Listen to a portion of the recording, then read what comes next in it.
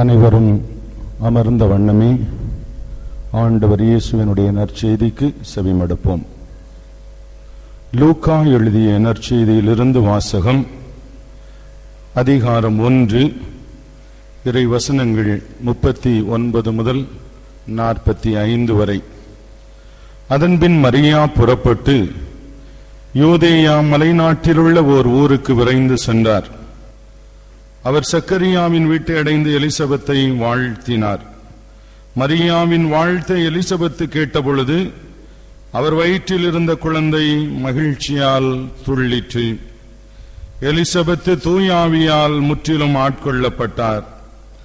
அப்போது அவர் உரத்த குரலில், பெண்களுக்குள் நீர் ஆசி பெற்றவர், உம் வயிற்றில் வளரும் குழந்தையும் ஆசி பெற்றது. என் ஆண்டவரின் தாய், என்னிடம் வர நான் வாய்ப்பு பெற்றது எப்படி? உம் வாழ்த்துரை என் காதில் விழுந்ததும் என் வயிற்றினுள்ளே குழந்தை பேருவகையால் துள்ளிற்று. ஆண்டவர் உமக்கு சொன்னவை என்று நிறைவேறும் என்று நம்பிய நீர் பேறு பெற்றவர் என்றார். இது கிறிஸ்து வழங்கும் நற்செய்தி. தூய ஆவியே, என் ஆருயிரே, உம்மை ஆராதிக்கிறேன். என்னில் ஒளியேற்றி என்னை வழிநடத்தும், எனக்கு திடமளித்து என்னை தேற்றும். நான் சொல்ல வேண்டியதை மட்டும் சொல்லும் ஆணையிடும். உமது திருவுளப்படி நடக்க நான் தயாராயிருக்கின்றேன். ஆமென். இறை இயேசுவில் அன்புமிக்க சகோதர சகோதரிகளே, பரிசுத்த பனிமய தாயினுடைய அன்பு பக்தர்களே, நேற்று இரவு கொடிப்பவனி முடிந்தவுடன் பங்கு தந்தையினுடைய இல்லத்திற்கு சென்றேன். குருக்களோடு இணைந்து உணவு உட்கொண்டு இருந்தேன். அப்பொழுது திடீரென நமது நகரத்தின் பங்கு தந்தை ஒருவர் ஒரு கவரை உடைத்தார். கவரை உடைத்து பேராலய அதிபருக்கு கோரிக்கை மனு என்று வாசிக்க ஆரம்பித்தார். என்னை கிண்டல் செய்வதற்காக அவர்கள் எழுதியிருந்தார்கள். நகரத்தில் அனைத்து பூசைகளும் குறைந்து விட்டன, எனவே காணிக்கைகளும் குறைந்து விட்டன. பூசைக்கு ஆட்கள் இப்பொழுது வருவதில்லை. ஏனென்றால் நீங்கள் நாளைக்கு கொடியேற்ற போகிறீர்கள். எனவே எங்கள் பங்குகளுக்கு நீங்கள் நஷ்டஈடு வழங்க வேண்டும் என்று என்னை கிண்டல் செய்து அந்த கோரிக்கை மனுவை வைத்திருந்தார்கள். ஆம், அன்பு மக்களே, ரோமையை நோக்கி எல்லா சாலைகளும் என்று ஒரு பழமொழி உண்டு. அதை போலதான் இந்த 10 நாட்களும் பனிமயத்தாயின் பேராலயத்தை நோக்கி என்று நாம் அந்த பழமொழியை மாற்றிக்கொண்டால் அது மிகையாகாது. இந்த நாளிலே நான் எனக்காக ஒரு தலைப்பை போட்டுக்கொண்டேன். அம்மாவின் பெயரால் ஒரு அழைப்பு என்று. நம்மோடு நீண்ட காலம் இருந்து வாழ்க்கை சூழல்களால், விசுவாச சூழல்களால் நம்மை விட்டு பிரிந்து போனவர்களுக்கு ஒரு அன்பு அழைப்பை நான் இன்றைக்கு விட வேண்டும் என்று விரும்புகிறேன். ஏனென்றால் அவர்களில் சிலரும் கூட இந்த 10 நாட்களில் இங்கே தென்படுகிறார்கள். ஏன் இந்த அம்மா இந்த அளவுக்கு அவர்களை ஈர்த்து வைத்திருக்கிறார் என்று நாம் தெரிந்து கொள்ள வேண்டும். அதைப்போல நீண்ட காலமாக பாரம்பரியமாக மாதா மாதா என உயிரோடு உயிராக பிணைந்து இருக்கிற நமக்கு இறை வார்த்தையில் அன்னையின் மீதுள்ள விசுவாசத்தை வளர்த்து கொள்ள, ஊன்றிக் கொள்ள ஒரு அருமையான அழைப்பாக என்னுடைய மறையுரையை எடுத்துக் கொள்ள வேண்டும் என்று நான் விரும்புகிறேன். கத்தோலிக்க கிறிஸ்தவர்களுக்கும் பிரிந்து போன சபை கிறிஸ்தவர்களுக்கும் இடையே இன்றைக்கு பல விஷயங்களிலே உரசல்கள், நெருடல்கள். இந்த நெருடல்களில், இந்த உரசல்களில் அன்னை மரியாளையும் விவாத பொருளாக்கி ஏதோ நாம் அன்னையின் மீது கொண்டுள்ள விசுவாசத்திற்கும் வேத புத்தகத்திற்கும் தொடர்பே இல்லை என்ற ஒரு பிரமையை நம் மக்கள் மத்தியிலே உருவாக்கி நம் மக்களை குழப்பிக் கொண்டிருக்கிறவர்களுக்கும் அதை நம்புகிறவர்களுக்கும் இன்று என்னோடு இந்த அரை மணி நேரம் விசுவாச பயணம் மேற்கொள்ளவும் அன்னையின் பாதத்திற்கு அவர்களும் திரும்பி வரவும் அன்னையின் பேராலயத்திலே பணி செய்கிற அவருடைய அடியான் என்கிற முறையிலே அன்பு அழைப்பை விடுக்கிறேன். நீங்கள் ஏன் மாதாவிடம் போகிறீர்கள் என்று நம்மை பார்த்து கேட்கிறார்கள். நாங்கள் ஏன் மாதாவிடம் போகிறோம் என்று நான் உங்களுக்கு பதில் சொல்லுவேன். ஆனால் அதற்கு முன் நீங்கள் எல்லோரும் ஏன் எங்களிடம் வாருங்கள், எங்களிடம் வாருங்கள், ஆண்டவரிடம் கூட்டி போகிறோம் என்று நீங்கள் ஏன் வியாபாரம் செய்கிறீர்கள் என்று எங்களுக்கும் பதில் சொல்ல வேண்டும். எனவே நான் இன்றைக்கு செய்கிற இந்த விசுவாச பிரகடனம் என்னுடைய அன்பு மக்களாகிய நீங்கள் என்னுடைய விசுவாசத்தில் இணைந்து இந்த தாய்மரியை போற்றுகிறீர்கள் என்பதனுடைய அடையாளமான ஒரு பகிர்தலாகவே நான் இதை கருத விரும்புகின்றேன். என்னை பொறுத்த அளவிலே 4 காரணங்களுக்காக நாங்கள் மாதாவிடம் சொல்லுகிறோம். அதுதான் என்னுடைய மறையுரையின் மைய கருத்து. முதலாவதாக, கடவுளினுடைய திட்டம் தாய்மரியிடம்தான் வெளிப்படுத்தப்பட்டது. அன்றாக எழுதி வைத்துக் கொள்ளுங்கள். கடவுளுடைய திட்டம் தாய்மரியிடம்தான் வெளிப்படுத்தப்பட்டது. பிற சபை போதகர்களை நீங்கள் தொலைக்காட்சியிலும் நேரடியாகவும் ஏன் நம்மில் ஒரு சிலர் கள்ளப்பூனைகளாகவும் காது கொடுத்து கேட்டிருக்கலாம். அவ்வாறு நீங்கள் கேட்டிருந்தீர்கள் என்றால் அவர்களுடைய அந்த பிரசங்கங்களிலே ஒரு வார்த்தையை அவர்கள் அடிக்கடி பயன்படுத்துகிறார்கள். கடவுள் எனக்கு என்ன செய்தார்? வெளிப்படுத்தினார். என்னையா உங்களுக்கு வெளிப்படுத்தினார் என்று நாம் அடுத்த கேள்வியை கேட்பதில்லை. எனவே நம்முடைய விசுவாசத்திற்கு விளக்கம் சொல்ல நமக்கு தெரியவில்லை. முதலில் வெளிப்படுத்துதலை குறித்து கத்தோலிக்க இறையியல் என்ன சொல்லுகிறது என்று நமக்கு தெரிய வேண்டும். வேத புத்தகத்திலே மிக அருமையாக வெளிப்படுத்துதலை குறித்து பேசப்பட்டிருக்கிறது. எபிரேயருக்கு எழுதப்பட்ட திருமுகம் 1வது அதிகாரம் 1வது வசனம் மிக அருமையாக சொல்லுகிறது. பற்பல முறைகளில் பல்வேறு வகைகளில் முற்காலத்தில் இறைவாக்கினர் வழியாக பேசிக்கொண்டு வந்த நம் கடவுள் நாம் வாழும் இவ்விறுதி நாட்களில் தன் மகனின் வழியாகவே நம்மிடம் பேசியுள்ளார். பலர் மூலமாக பேசிட்டே வந்திருக்கிறாரு கடவுள். கடைசியா யார் மூலமாக பேசிட்டாரு? தன்னுடைய மகனின் மூலமாகவே என்ன செய்து விட்டார்? பேசிவிட்டார். மகனின் மூலமாகவே கடவுள் பேசிவிட்டார் என்றால் வெளிப்படுத்துதல் என்ன செய்தது? முடிந்து விட்டது. இயேசுதான் கடவுளை குறித்த வெளிப்பாடுகளினுடைய நிறைவு. அதற்கு மேல வெளிப்படுத்துறதுக்கு ஒன்னும் இல்லை. ஆனால் இப்பமெல்லாம் கடவுள் சில காரியங்களை வெளிப்படுத்துகிறார். ஆனால் நம்முடைய சில கோமாளிகளும் அதை கேட்டு கொண்டிருக்கிறார்கள். இப்படி நான் அமெரிக்காவில் இருந்தேன். அமெரிக்காவில் ராத்திரி படுத்து கிடந்து நான் தியானம் பண்ணி கொண்டிருக்கின்ற போது கர்த்தர் என்னோடு பேசினார். ஒரு மலையை என்னிடம் காட்டினார். அதற்கு பக்கத்திலே ஒரு கல்லூரியையும் காட்டினார். ஆண்டவர் காலேஜ் பிரின்சிபாலா மேனேஜரா?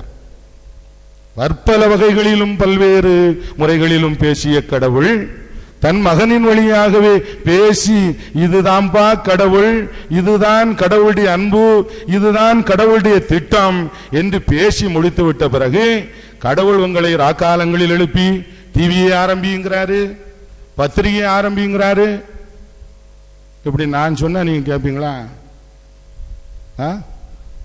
முந்தா நாள் ராத்திரி கடவுள் என்னை எழுப்பி எப்ப இந்த வருஷம் பனிமய மாதா திருநாளை நீ கொண்டாடக்கூடாது அப்படின்னு சொன்னார்னா நீ அவ்வளவு பேரும் அருவாள் கத்தியோட என்னை வெட்டுறதுக்கு என்ன செய்வேன்?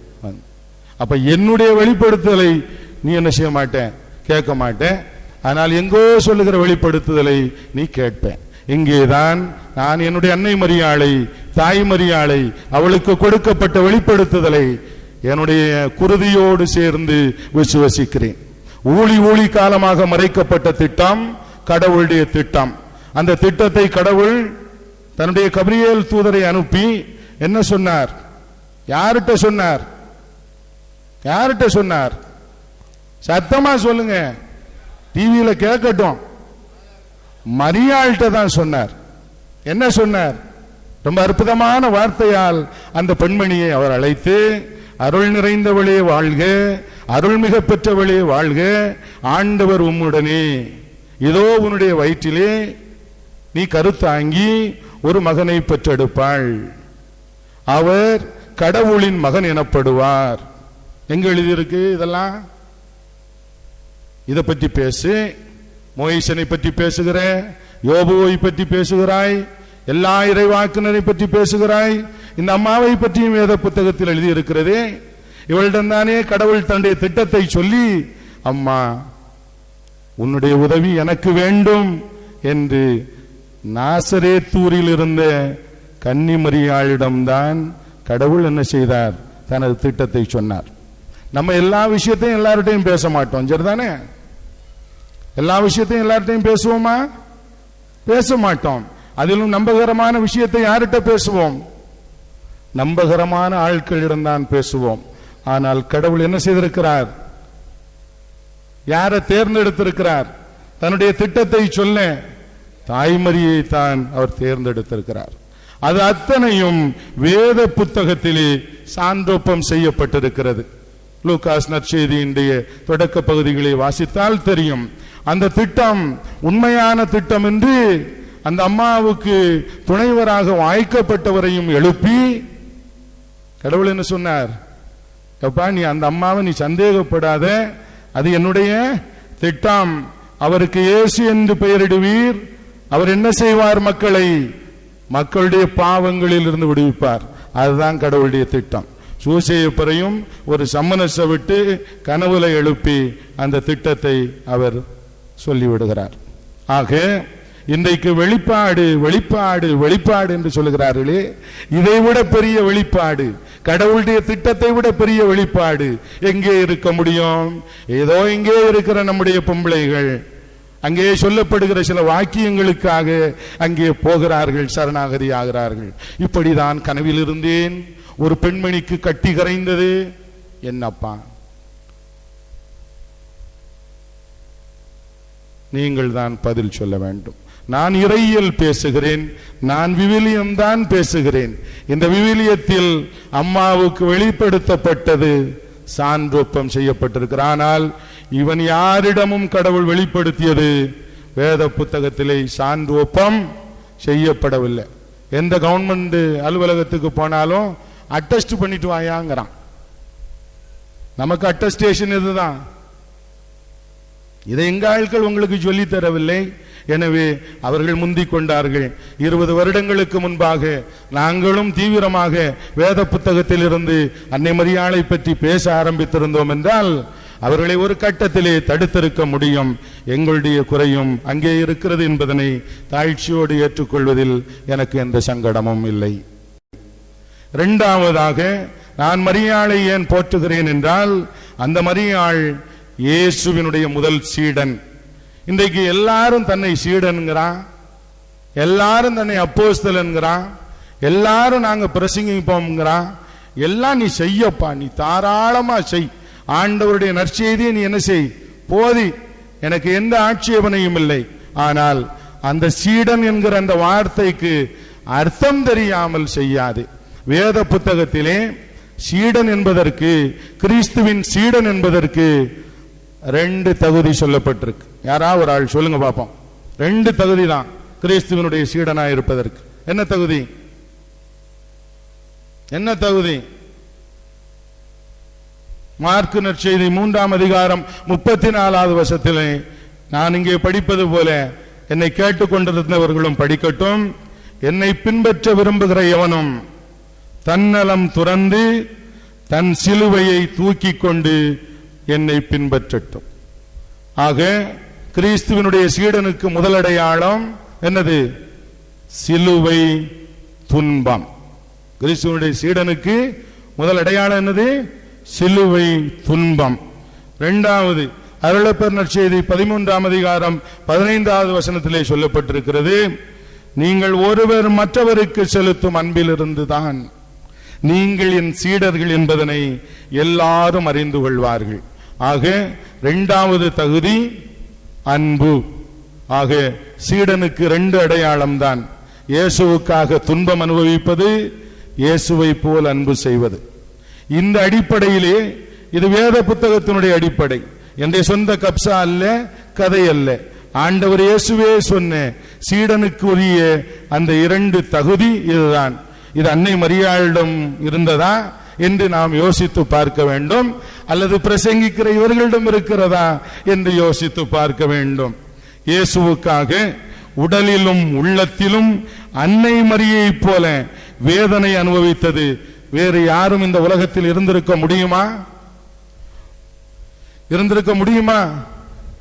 விசுவாசத்தோட சொல்லுங்க, முடியாது.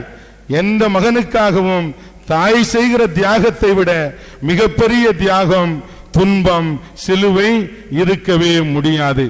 ஆகட்டும் என்று சொன்ன அந்த ஒரு நிமிடம் முதல், இயேசுவினுடைய கருவறை முதல் கல்லறை வரையிலான பயணம் வரைக்கும் அவருடைய வாழ்வு முழுவதும் இயேசுவுக்காக துன்பம்தான். அகிலத்தை படைத்த ஆண்டவன் பிறக்க சத்திரத்திலே இடமில்லை.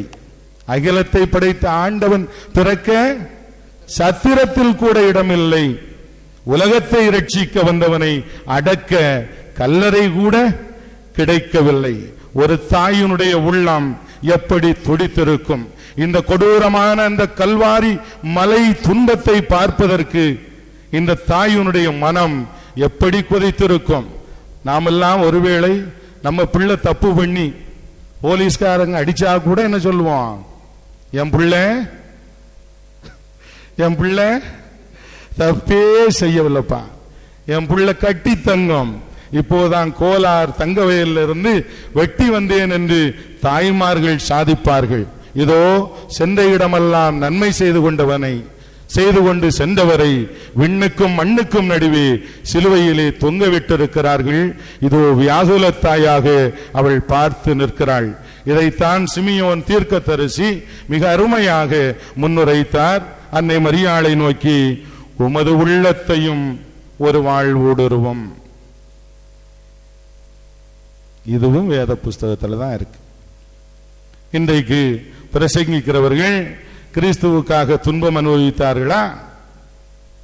கோட்டு போடாட்டி பிரசங்கம் வரல. இப்போ கோட்டு போடாட்டி என்ன வரல? பிரசங்கம் வரல. இறைவனுக்காக, இயேசுவுக்காக எங்கே துன்பத்தை அனுபவித்தார்கள்? உடலிலும் உள்ளத்திலும் இயேசுவினுடைய மரணப்பாடுகளை அவரோடு கூட தாங்கியது தாயை தவிர வேறு எவரும் இருக்க முடியாது. எனவே அவள் இயேசுவினுடைய முதல் சீடத்தி என்பதற்கு முதல் சான்று. இரண்டாவது சான்று நான் சொன்னேன், நிபந்தனை இல்லாத அன்பு. நீங்கள் ஒருவருக்கு ஒருவர் என்னை போல அன்பு செய்வீர்களாக, அப்பொழுது இந்த உலகம் என்னுடைய சீடர்கள் நீங்கள் என்பதனை புரிந்து கொள்ளும் என்றார். நம்முடைய குடும்பங்களிலே, நம்முடைய உறவுகளிலே இன்றைக்கு அன்பு உறவு எந்த நிலையில் உள்ளது என்பதனை நாம் அறிவோம். அண்ணன், தங்கை, அப்பா, பிள்ளை, எல்லா அன்புகளுமே இன்றைக்கு நிபந்தனையோடு கூடிய அன்பாக மாறிவிட்ட ஒரு சூழல் தான். நிபந்தனை இல்லாத அன்பு எங்கும் இல்லை. சில சமயங்களிலே சில அடக்கங்களை எல்லாம் பார்க்கிற பொழுது என்னுடைய மனதிற்குள் நகைப்பேன். ஒரு காப்பி கூட கொடுக்க வக்கில்லாதவன் அந்த பிரேதத்தின் மீது விழுந்து விழுந்து அழுகிறான். என்ன கொடூரம், என்ன கொடுமை! நிபந்தனை இல்லாத இயேசுவினுடைய அன்பை தன்னுடைய இதயத்திலே சுமந்தவள் மட்டுமல்ல, தன்னுடைய வாழ்விலும் ஆண்டவனுடைய அழைப்பை பெற்றவுடனே செய்து காட்டியவள் அன்னை மரியாள். எங்க போறார் அந்த அம்மா? எங்க போகுது? இன்னைக்கு அக்காவுக்கும் தங்கச்சிக்கும் இடையில நடக்கிற உரையாடல்களை நீங்கள் கேட்டிருக்கலாம். அவை என் பிள்ளை ஞானஸ்நானத்துக்கு வந்தாளா, நான் ஏன் இவ பிள்ளை புதுநன்மைக்கு போகணும்? பாரு, அக்காவுக்கும் தங்கச்சிக்கும் இடையில இருக்கிற கொடுமை. ஆண்டவனுடைய தூதனால் அம்மாவுக்கு ஒன்று சொல்லப்பட்டது. எம்மா, இதோ முதிர்ந்த வயதினாலான உன்னுடைய உறவினர்களான எலிசபெத்தும் என்ன செய்திருக்கிறார்? கருவுற்று இருக்கிறார். மலடி என்று சொல்லப்படும் அவளுக்கு இது 6ஆம் மாதம். வாண்டலாம் சொல்லவில்லை சம்மனஸ். அம்மாவை நீ அங்க போய் பாரு அப்படிலாம் என்ன செய்யல, சொல்லல. ஆனால் அந்த அம்மா எங்க போறாங்க? அவங்களுக்கும் அதே நிலைதான், அவங்களுக்கும் அந்த அனுபவம் புதிதுதான். எங்க போறாங்க? யூதா மலை நாட்டுக்கு அந்த அம்மா போறாங்க. இன்னொரு பெண்ணுக்கு உதவ ஓடுகின்ற காட்சி. நிபந்தனை இல்லாத அன்புக்கு சொந்தக்காரியாக நம் ஆண்டவர் இயேசுவை போல் திகழ்ந்தவள் அன்னை மரியாள். எனவே சீடனுக்காக ஆண்டவர் இயேசு வைத்த அந்த 2 தகுதியும் அன்னை மரியாளுக்கு முழுவதும் பொருந்துகிறது. இவர்கள் நிபந்தனை இல்லாத முறையில் அன்பு செய்கிறார்களா? செய்திருந்தார்கள் என்றால் குடிசைகள் பெறைகள் கூடியிருக்காது.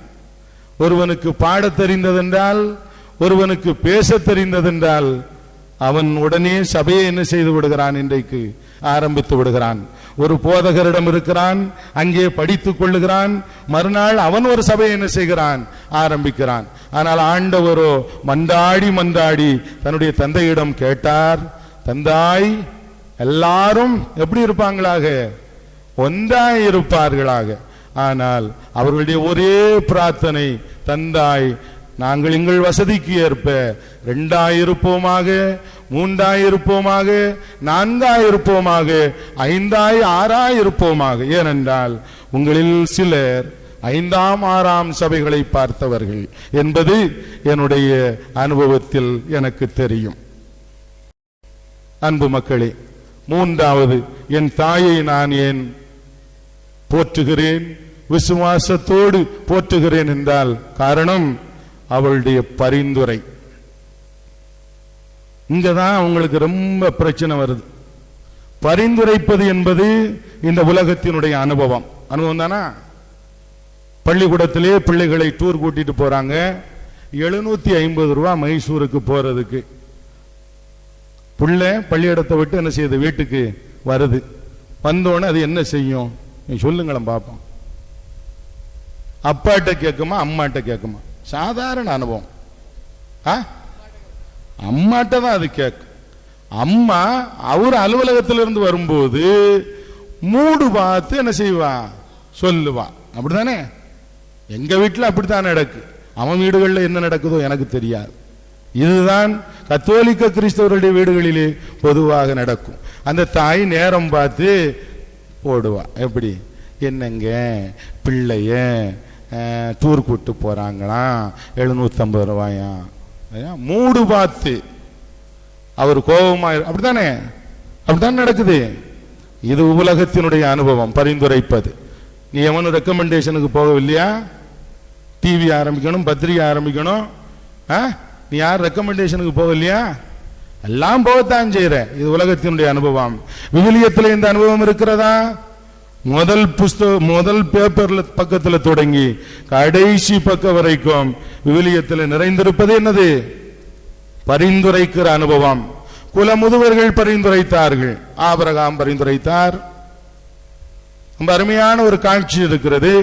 ஆதியாகமம் 18வது அதிகாரத்திலே சோதோம் கொமோரா ரொம்ப வம்பு, ரொம்ப சேட்டை, ரொம்ப கெட்டு போனானுங்க. ஆண்டவர் என்ன செய்தாரு? இவனோட போட்டு தள்ளினா தான் திருந்துவான்னு அவருக்கு முடிவுக்கு வந்துட்டார்.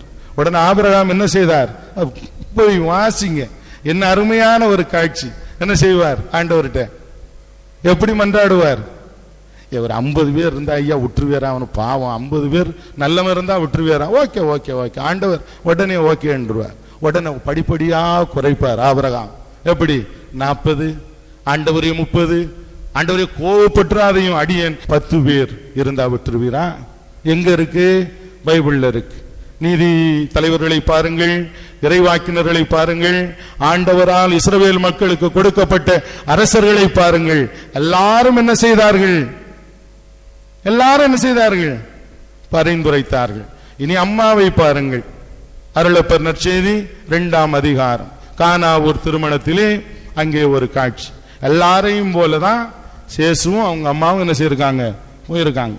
அப்படித்தானே? நம்ம என்ன செய்வோம்? அவன் இங்க இருந்து ஸ்னோகாலுக்குள் போறதற்கு முன்னால் நம்ம சாப்பிட்டுட்டே மொய்ய கொடுத்துருவோம்னு இப்ப எல்லாரும் என்ன செய்திடறான்? போயிடறான். பந்திக்கு முந்து என்று சொல்லப்பட்டிருக்கிறது. அப்படித்தானே? இந்த அம்மாவும் சேஷனாரும் சாப்பிட்டுட்டு போயிருக்கலாம்ல? போயிருக்கலாமா? போயிருக்க முடியாதா? போயிருக்கலாம் தானே? போயிருக்கலாம். போகலையே. என்ன சொன்னாங்க இந்த அம்மா போய் ஆண்டவர்கிட்ட? ஐயா, ரசம் தீர்ந்து போச்சு. எதுக்கு சொல்லணும்? எதுக்கு சொல்லணும்? பார்த்து செய்யப்பா. ஒரு சாதாரண ஒரு தாயினுடைய நிலையிலிருந்து பாருங்க, பார்த்து செய்ப்பா, நீ என்னத்துக்குப்பா இப்படி ஒரே பிடிவாதமா இருக்க, பார்த்து செய் என்றாலும் ஆண்டவர் சொல்லி பார்த்தா, ஏம்மா அதுக்கு நம்ம என்னமா செய்ய முடியும்? என் நேரம் என்ன செய்யல, வரல. அம்மா போனாளா? அம்மா அருமையாக சொன்னாள். என்ன சொன்னாள்? அவன் என்ன சொல்றாரோ அது போல செய்யுங்க. அதை நம்ம விட்டுட்டோம். அதுதான் நம்ம தப்பு. இப்ப அவ்வளவு பேருக்கும் பதில் சொல்லிட்டு இருந்தேன். நம்ம தப்பு என்ன தப்பு? நம்ம தப்பு என்ன தப்பு? அவர் சொல்வது போல செய்யுங்கள்னு அம்மா சொல்லிட்டு போனபடி நாம செய்திருந்தோம் என்றால் இன்றைக்கு நாம் ரொம்ப பேரை என்ன செய்திருப்போம்? காப்பாற்றி இருந்திருக்கலாம். எனவே பரிந்துரைப்பது என்பது வேத புத்தகத்தினுடைய அனுபவம், அன்னை மரியாளுடைய அனுபவம், அத்தனையும் சான்றோப்பம் செய்யப்பட்டிருக்கிறது. இப்பொழுது உங்களை பார்த்து கேட்கிறேன், நீ என்ன செய்கிறாய்? நீ என்ன செய்கிறாய்? 24 மணி நேரம் ஜெப சேவை. ஒரு 4 பேர் இருக்கான் அவனுக்கு போன் பண்றதுக்கு. இப்படி எங்க வீட்டில் ஒரு பிரச்சனை வந்துட்டு நீங்க ஜெபிக்கணும்.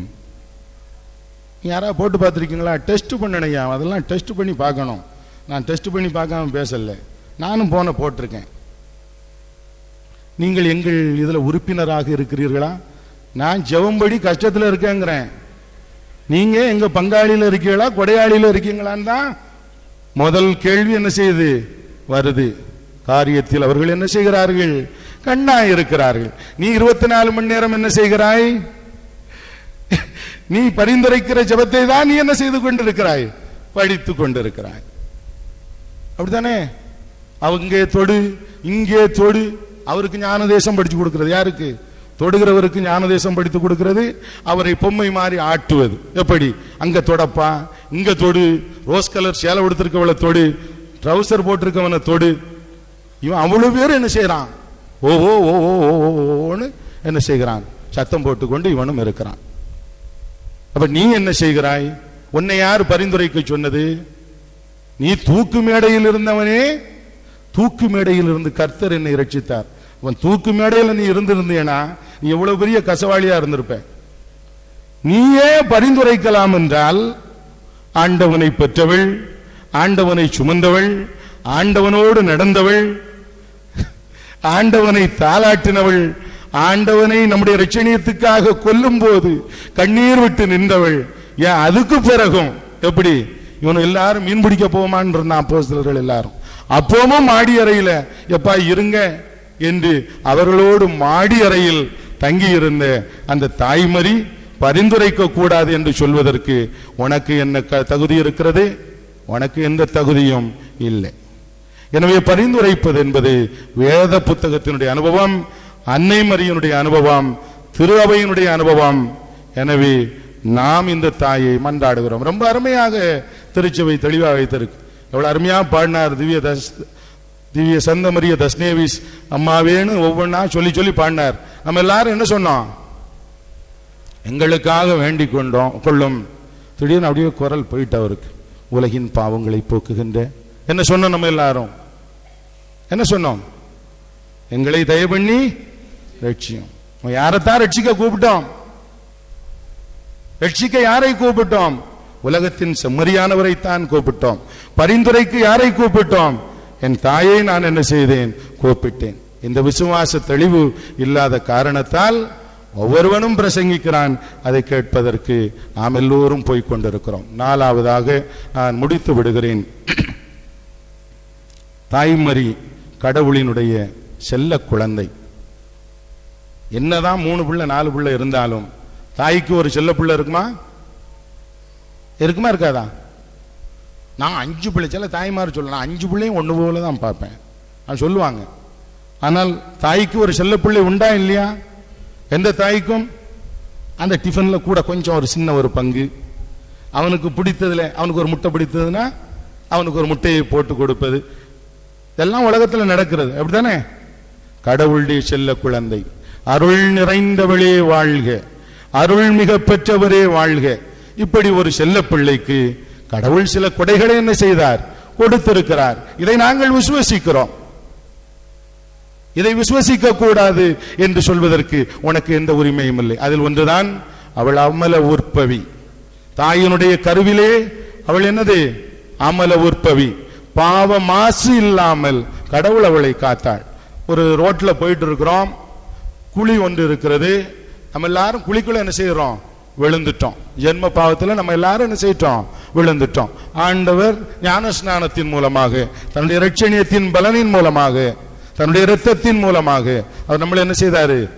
குழிக்குள்ள கடந்து தூக்கினார். அந்த அம்மாவை மட்டும் என்ன செய்தாரு? அந்த அம்மாவை என்ன செய்தாரு? குழிய தாண்டி கூட்டிட்டு போயிட்டார். குழியை தாண்டி போவோம்ல, நம்ம போமா போக மாட்டோமா? சாமி படியருக்கு விழுந்துறாங்க, படியருக்கு விழுந்துறாங்கன்னு சொல்லிட்டே வருவான். நீ என் படி வழியை நீ கூட்டிட்டு போற? அந்த அம்மாவை மட்டும் ஆண்டவர் என்ன செய்தார்? கடவுள் என்ன செய்தார்? தன்னுடைய செல்ல குழந்தைய அவர் என்ன செய்தாரு? குழிக்குள்ள விழாம தூக்கிட்டார். அதே போல அந்த அன்னையினுடைய வாழ்வினுடைய முடிவையும் அவர் அலங்கரித்தார். எதுக்காக? அவருடைய விசுவாசத்துக்காக அவர் அலங்கரித்தார். எங்க வச்சார்? துஞ்சினோரின் முதற்கனியாக சொல்லப்பட்ட இயேசுவை தொடர்ந்து அன்னை மரியாளையும் பரலோக பூலோக ராக்கினியாக அவர் விண்ணுக்குள்ளே என்ன செய்தார்? எடுத்துக்கொண்டார். எல்லாரும் ஓடுறான், எல்லாருக்கும் பரிசு கிடைக்குமா? பரிசு ஒரே பரிசு கிடைக்குமா? நீ எல்லாரும் நீதான் முதல் பரிசு வாங்கிட்டவன் மாதிரி நீ எல்லாரும் பிரசங்கம் பண்ணிட்டு இருக்கிய. அந்த அம்மா இவ்வளவு பாடுகள் ஆண்டவனுக்காக பட்டிருக்கு, ஆண்டவர் பரிசு கொடுக்காமல் இருப்பாரா? தன்னுடைய செல்ல குழந்தையாக அவளை கருதாமல் இருப்பாரா? தன்னுடைய திட்டத்தோடு பூரணமாக சம்பூரணமாக ஒத்துழைத்த அந்த பெண்மணிக்கு ஒரு பரிசை கொடுக்காமல் இருப்பாரா? கண்டிப்பாக கொடுப்பார். எனவே அவள் கடவுளினுடைய செல்ல குழந்தை. எனவே நம்ம எல்லாருக்கும் அவள் செல்லத்தாய். அவ்வளவுதான். திருச்சபையினுடைய செல்லத்தாய், கடவுளுடைய செல்ல குழந்தை. இதுதான் நான் விசுவாசிப்பது. அதை உங்களுக்கு சொல்லிவிட்டேன். நான் சொன்னது எதுவுமே உங்களுக்கு புரிந்து இருக்கவில்லை என்றாலும் பேராயர் புல்டன்ஷீன் என்பவர் மிக அருமையாக அன்னை மரியாளை பற்றி ஒரு புத்தகம் எழுதியிருக்கிறார். அதில் ஒரு அருமையான ஒரு உருவகத்தை அவர் சொல்லி இருக்கிறார். கடவுள் ஆதியிலே மனிதனை படைப்பதற்கு முன்பாக எதை படைத்தார்? எதை படைத்தார்? மனிதனை படைக்கிறதுக்கு முன்னால ஒரு அருமையான ஏதேன் தோட்டத்தை அவர் என்ன செய்தாரு? படைச்சார். ரொம்ப சுதந்திரமான ஒரு சூழலை அவனுக்கு ஏற்படுத்தி கொடுத்தார். அவனுக்கு அடிபணிந்து அவனுக்கு சேவை செய்ய எண்ணிறந்த காரியங்களை அவர் அவனுக்கு என்ன செய்தார்? படைத்தார். புல்டன்ஷின் ஆண்டகை மிக அருமையாக சொல்றாரு, ஒரு மனுஷனுக்கே அவர் இப்படி பண்ணார்னா தன்னுடைய குமாரனுக்கு, கடவுளுடைய குமாரனுக்கு அவர் எவ்வளவு ஒரு உன்னதமான தோட்டத்தை என்ன செய்ய வேண்டும்? படைக்க வேண்டும். அந்த உன்னதமான தோட்டம் தான் என் தாய் மரியாள் என்று பேராயர் புல்டன்ஷின் ஆண்டகை அவர்கள் மிக அருமையாக அந்த புத்தகத்தை முடிவுக்கு கொண்டு வருகிறார்கள். அன்பு மக்களே, நான் அழைப்பு என்று சொன்னேன். சில காயங்களை என்னுடைய பேச்சு ஏற்படுத்தி இருக்கலாம். எனக்கு கவலை இல்லை. ஏனென்றால் அவர்களும் என்னை இப்படியேதான் திருப்பி என்ன செய்கிறார்கள்? தாக்குகிறார்கள். தாய்மரியை பற்றி நீ பேசு என்றுதான் நான் சொல்லுகிறேன். ஏனென்றால் அந்த அம்மாவை பற்றியும் எங்க எழுதியிருக்கிறது? நீ எல்லாரும் தூக்கி கொண்டு தெரிகிற இந்த பைபிளிலே எழுதியிருக்கிறது. உன்னுடைய வெளிப்படுத்துதலுக்கு எந்த சான்றொப்பமும் இல்லை. ஆனால் என் தாய்க்கு கடவுள் வெளிப்படுத்திய அந்த திட்டத்திற்கு சான்றொப்பம் இருக்கிறது. எனவே நான் என்னுடைய தாயை விசுவாசிக்கிறேன். பரிசுத்த பனிமய தாயே, திவ்ய சந்தமரிய தஸ்நேவி சம்மாவி, எங்களுக்காக வேண்டிக் கொள்ளும். உம்முடைய பிள்ளைகளை, தூரமாய் போயிருக்கிற உம்முடைய பிள்ளைகளை திருப்பி கொண்டு வாரும். ஒவ்வொரு குடும்பத்திற்குள்ளும் பிளவுகளையும் பிரிவினைகளையும் ஏற்படுத்தி கொண்டிருக்கிற தீய சக்திகளை எப்படி உன்னுடைய காலடியிலே மிதித்து போட்டாயோ அப்படியே மிதித்து போட்டு என் பிள்ளைகளுடைய குடும்பங்களை நீ ஒன்றாய் ஆக்குவீராக. அருள் நிறைந்த மரியே வாழ்க, கர்த்தர் உடனே, பெண்களுக்குள் ஆசீர்வதிக்கப்பட்டவள் நீரே, உடைய திருவயிற்றின் கனியாகிய இயேசுவும் ஆசீர்வதிக்கப்பட்டதே. அச்சிஷ்ட மரியாயே, சர்வேஸ்வரிய மாதாவே, பாவிகளாயிருக்க எங்களுக்காக இப்பொழுதும் எங்கள் மரண நேரத்திலும் வேண்டிக் கொள்ளும். ஆமீன்.